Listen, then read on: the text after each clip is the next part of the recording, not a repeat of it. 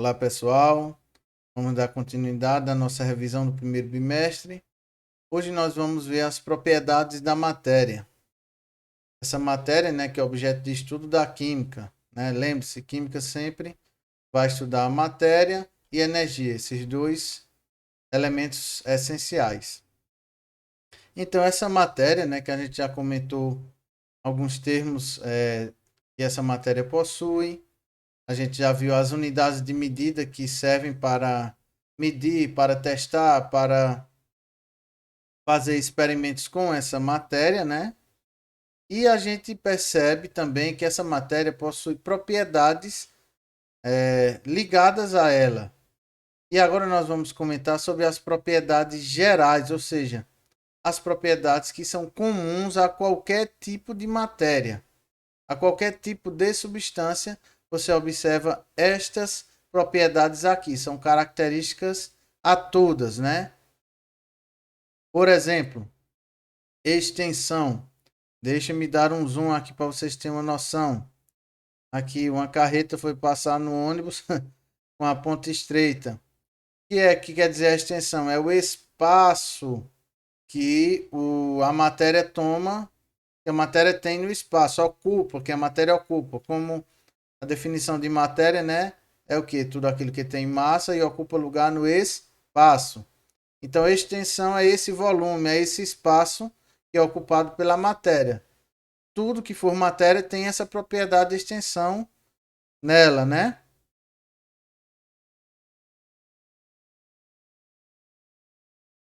Vamos para a próxima. Inércia. O que é a inércia? É uma capacidade, é uma propriedade que a matéria tem, inclusive faz parte de uma lei física. Observem aqui, ó. A bicicleta parou de vez e o homem foi jogado. Por quê? Todo corpo, toda matéria, né, que é um corpo, todo corpo, aliás, que é matéria, tende a, se ele permanecer no estado que está. Se ele estiver parado, ele tende a permanecer parado. Se ele estiver em movimento, como era o caso do ciclista, ele tende a continuar em movimento. Embora a bicicleta tenha freado, mas ele estava em movimento, então ele pulou, ele voou, porque tende a ficar em movimento. Tranquilo? Massa. Massa é essa propriedade que toda matéria que tem massa, toda matéria possui massa. Essa capacidade que pode ser pesada, né? Tudo que for matéria que existe no universo possui peso, possui massa, né? Tudo que for matéria tem massa. Tranquilo? Impenetrabilidade. Deixa eu dar um zoom aqui também para vocês prestarem atenção na foto. O que é que acontece aqui? Um carro bateu num poste, ficou todo quebrado. Por quê? Dois corpos não podem ocupar o mesmo lugar no espaço. No espaço do poste, o carro não podia simplesmente penetrar e entrar dentro dele e ficar os dois habitando o mesmo espaço. Isso não acontece nem a nível macro, coisas grandes, vamos dizer assim, nem em nível micro também. Um átomo ou uma molécula não toma o espaço sobreposto da outra. Uma fica do lado, uma fica em cima ou embaixo da outra, seja qualquer posição, mas nem os elétrons tomam o espaço do outro, né? Um não se sobrepõe, um fica do lado do outro, assim. Então é uma característica que todo tipo de matéria tem, impenetrabilidade. É bem mais observável nos sólidos, é claro, porém nos líquidos e gases também tem essa propriedade. O sólido é bem observável, como você viu aí na foto, mas no líquido, se você senta em uma banheira, em qualquer superfície que está cheia d'água, o que é que vai acontecer com a água? Ela transborda. Por quê? O seu corpo, a sua matéria ali não ocupa lugar no espaço, ela vai ocupar o lugar que era da água. Então a água vai transbordar. Então dois corpos não habitam o mesmo espaço, mesmo lugar no espaço, né? Não tem como. Elasticidade. A capacidade que eu tenho de deformar a matéria e depois ela tem de voltar ao estado inicial. É muito observável em alguns sólidos, como esse que você está vendo aqui, a famosa borracha, né? Uma liga aqui de borracha. Alguns plásticos também têm elasticidade, né? Ela é muito observável também em líquidos, mas principalmente em gases. Os gases são muito elásticos. Você pode notar isso com a seringa, né? Se você tampar o embolo dela, você consegue apertar quase todo o embolo da seringa, tampando ela, né? Ou seja, os gases conseguem ser puxados e ao mesmo tempo comprimidos. Então, elasticidade e compressibilidade, como vocês veem aqui, ó, dá um zoom aqui, ó, é uma característica de todas as matérias. Os sólidos também têm elasticidade e compressibilidade, porém em menor quantidade, é menos perceptível do que os líquidos e os gases. Essa compressibilidade é o que? É a propriedade que permite que a matéria seja comprimida em um volume menor e depois ela volte. Se for o caso, né, se você liberar a pressão, ela volta ao estado inicial. Então, todo tipo de matéria também tem ela. Divisibilidade. Que propriedade é essa? Foi a propriedade que começou a ser refletida para poder a gente ter a noção de hoje de átomo. Começou com essa ideia de divisibilidade. Será que a matéria pode ser dividida até o infinito? Eu posso sair dividindo, dividindo, ou vou chegar numa partícula tão pequena que eu já não posso mais dividir ela. Onde foi começando as discussões, as reflexões, para chegar no que a gente conhece hoje por átomo, né? Mas a matéria, sim, tem essa propriedade. Eu posso sair dividindo, dividindo um corpo, um objeto, até chegar, conseguir dividir ele nas partes mais elementares dele, que são os átomos, né? Então, toda matéria, por mais densa que ela seja, ela consegue ser dividida em partes menores. E essa também muito interessante propriedade da matéria, que inclusive faz parte de uma lei, né? A indestrutibilidade. Mesmo que não pareça, no caso aqui uma fogueira, que o fogo está consumindo a madeira e a madeira está sendo destruída, na verdade, segundo, né, as pesquisas e a lei de Lavoisier, o que é que acontece? A matéria não pode ser destruída e tampouco criada, ela é transformada. Então, a madeira está queimando aqui, está se transformando em outro tipo de matéria, em outro tipo de substância. E não é mais madeira, são cinzas e gases, né? Você vê a fumaça saindo, gases. Então ela está sendo trocando de lugar, digamos assim. Ela está sendo transformada em não destruída, né? Mesmo que eu quebre toda a matéria, como a foto do martelo aqui, eu não estou destruindo, estou dividindo a matéria. Então, a matéria, toda a matéria, todo tipo de matéria, de substância, tem também intrínseca essa propriedade que é o que? Indestrutibilidade. Ela não pode ser simplesmente destruída e deixar de existir no espaço. Essas são as propriedades que todo. Se eu perguntar, professor, todo tipo de matéria, de substância, um sal, água, um sólido, areia, barro, tudo que você imaginar que é matéria, tem essas características aqui. Umas mais notáveis, umas menos notáveis, mas vão ter todas elas. Tranquilo? Aí, pessoal, além de tudo isso aqui, que todo tipo de matéria tem, existe agora propriedades que pertencem a um grupo de matéria, ou um grupo, a gente pode separar em grupos de substâncias. Substâncias desse grupo têm essas propriedades e substâncias desse outro grupo possuem outras propriedades. Eu posso começar a subdividir as minhas substâncias da matéria. Veja que interessante. Eu tenho um grupo de inorgânicas chamada de propriedades funcionais por conta das funções inorgânicas, né? Que são ácidos, bases, sais e óxidos. Aqui seus respectivos exemplos, né? Vinagre, soda cáustica, cloreto de sódio, que é o sal de cozinha, e a cal, né?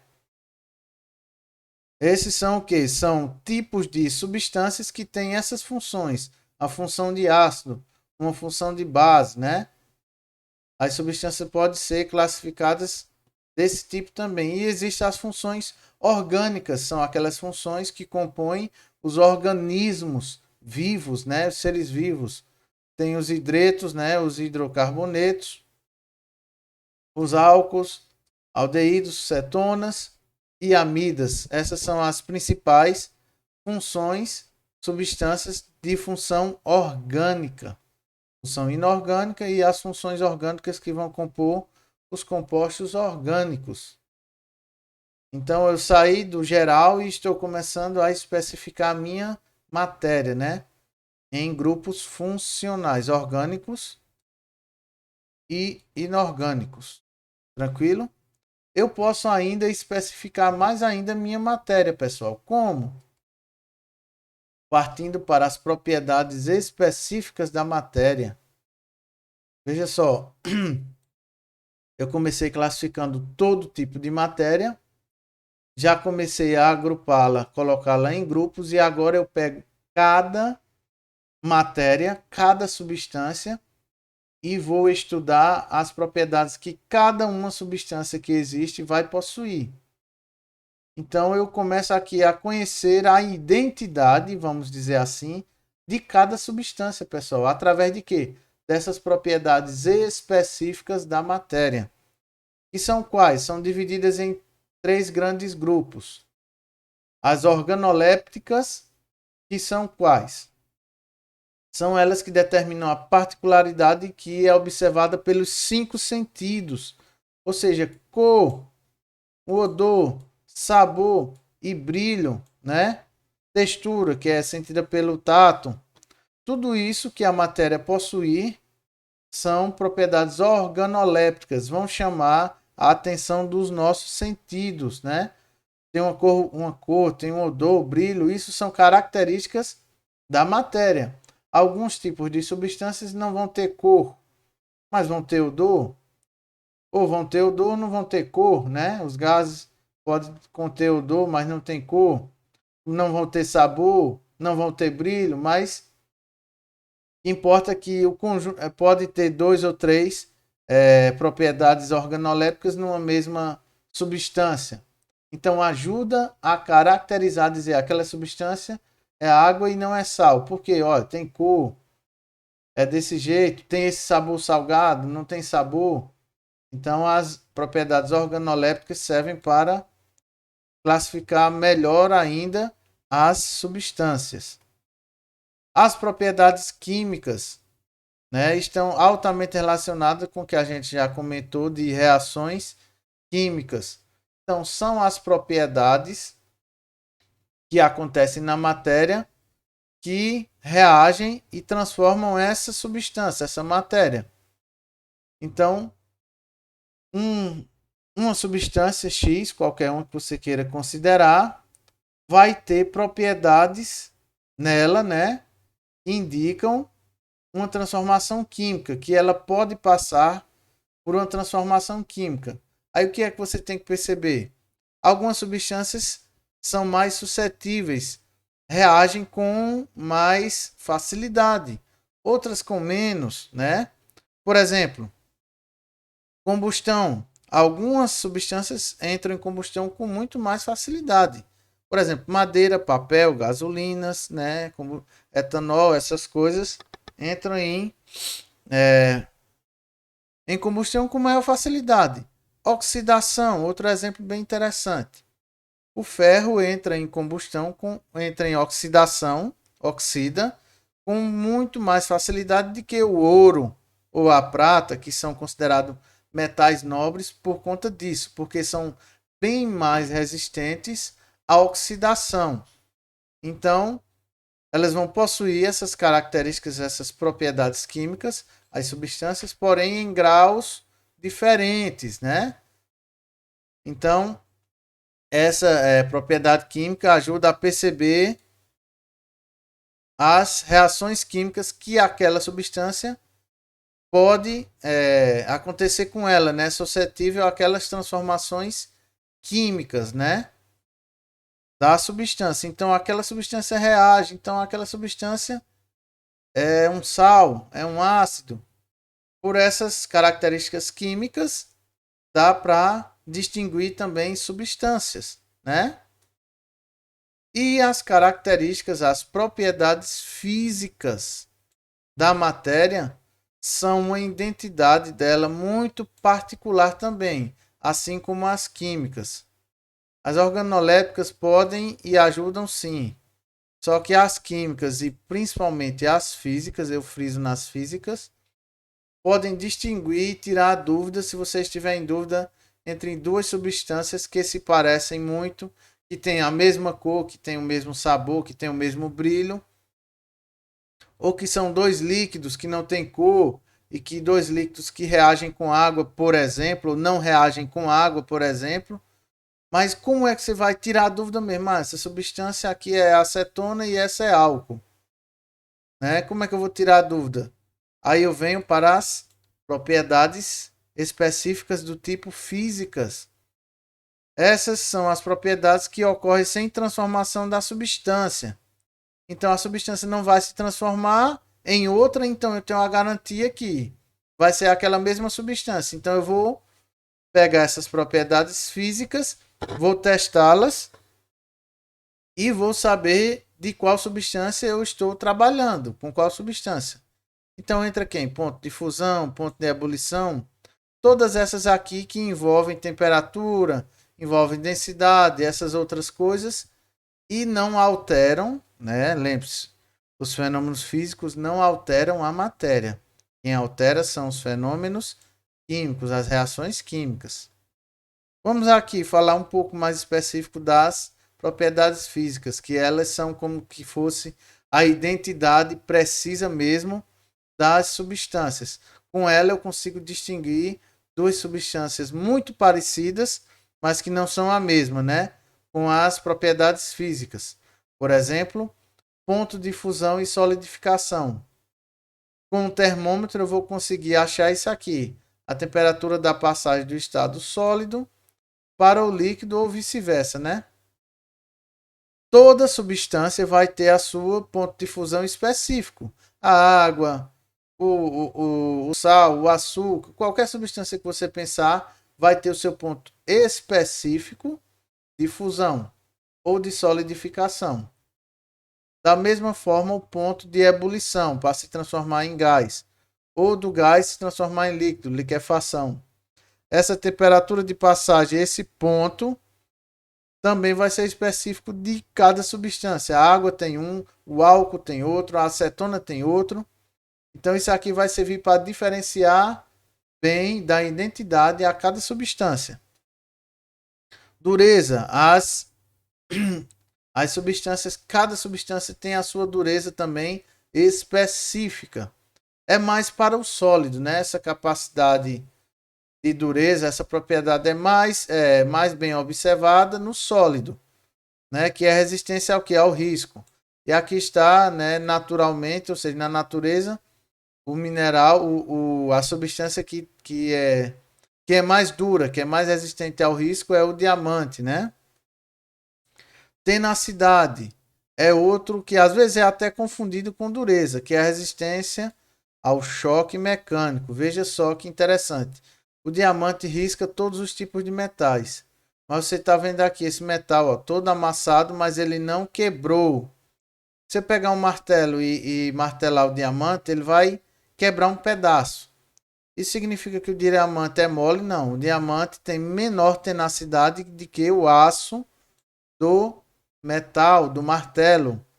Então significa que existem materiais mais tenazes, não são tão duros como o diamante, mas são bem tenazes. Resistem ao choque mecânico. Certo? Então não confundam mais, pessoal, dureza com tenacidade. Dureza é a resistência ao risco. Se eu pegar esse diamante, passar ele aqui, ele risca o metal, sem nenhum problema. Ele corta até o metal, se ele for um disco, né? Porém, se eu pegar o martelo feito desse metal, de aço, e acertar o diamante, eu consigo quebrá-lo. Porque a tenacidade do diamante não é tão alta quanto a de algumas ligas de metais. Então, se eu souber dureza e tenacidade, eu também sei distinguir as substâncias. Solubilidade. Que é isso? É a capacidade de as substâncias se dissolverem ou não em um fluido, em um líquido, né? Existem substâncias que vão ser solúveis, como sal, açúcar, por exemplo, e outras que não vão ser, como óleo e outras, né? Vários tipos de óleos e gorduras. Então, com essa característica de solubilidade, você vai saber também distinguir uma matéria e uma substância de outra. Aquela substância é solúvel em água e aquela não é. Isso ajuda também, né? Densidade. Essa é também uma das mais importantes, né? É a relação entre massa e volume, como vocês já sabem. Então, eu vou até ampliar aqui para vocês verem. Aqui, nós temos numa proveta vários líquidos aqui. Cada um está em uma faixa da proveta, porque cada um desses líquidos possui uma densidade específica. Então, densidade também é uma propriedade específica. Cada sólido, líquido ou gás vai possuir a sua densidade. É outra característica como de uma identidade mesmo. Se você está em dúvida entre dois líquidos da mesma cor, estão no mesmo recipiente, o que é que você vai fazer? Você pode medir a densidade deles e ver que tem uma diferença, embora seja mínima, talvez, mas tem diferença. Se tem uma diferença, não se tratam da mesma substância. Eu friso muito isso, certo? Para que vocês entendam. O que é o calor específico? É a quantidade de calor que aumenta 1 grama de substância, da substância qualquer, em 1 grau Celsius. Por exemplo, eu tenho 1 grama de água que está na temperatura de 20 graus. Eu quero que essa 1 grama de água vá para 21 graus. Eu quero aumentar em 1 grau 1 grama de água. Então, que quantidade de energia eu vou usar? Né? Lembra que para agitar as moléculas eu preciso de energia. Eu vou usar 1 caloria, né? Essa medida de calor específico é medida em calorias. Então, isso pode ser acontecido, pode ser medido o calor específico de qualquer substância. E volto a dizer, toda substância vai ter o seu calor específico próprio, né? Próprio. A água é um dos que tem o maior calor específico. Os metais, os não metais, todos eles vão ter o seu calor específico lá como uma marca registrada também. Então, o calor específico vai ajudar a detectar, a distinguir também as substâncias. Permeabilidade é mais específica para o estado sólido. É o que? Aquela capacidade dos corpos sólidos em absorver líquido. Aí também você pode distinguir dois sólidos. Um é mais permeável e o outro é quase impermeável. Você pode ver a questão da esponja, né, de lavar prato, e a questão do plástico, de uma caneca de plástico. Você coloca água na esponja, a esponja passa a água cai. Coloca numa caneca de plástico, num copo, o copo segura a água, o copo é impermeável e a esponja é permeável, a água passa, né? Então isso é uma característica que serve também para distinguir substância X de Y, né? Serve para saber qual substância estamos falando, de qual substância, né? E a condutibilidade elétrica. O que é isso, pessoal? É a capacidade de um material em transmitir a passagem de uma corrente elétrica. Dá para distinguir? Dá. Vai existir materiais que têm uma baixa condutibilidade elétrica, ou quase zero, nula. Por exemplo, o diamante. Já materiais que vão ter uma alta condutibilidade elétrica, ou seja, vão deixar a eletricidade passar quase que sem resistência. Por exemplo, os metais. Os diamantes têm uma baixa condutibilidade, os metais têm uma alta condutibilidade. É tanto que, para conduzir energia elétrica por nossas casas, né, residências, se utiliza o quê? Fios feitos de quê? De metais, cobre, né, principalmente.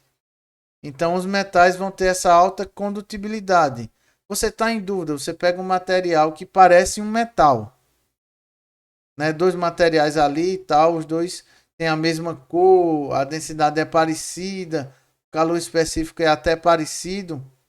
Qual teste você pode fazer? O de condutibilidade elétrica. Isso vai mostrar o quê? Ah, esse conduziu melhor, esse outro nem conduziu, ou quase não conduziu. Então, com certeza, um deles vai ser metal. Esse outro não vai ser metal, vai ser outro tipo de substância.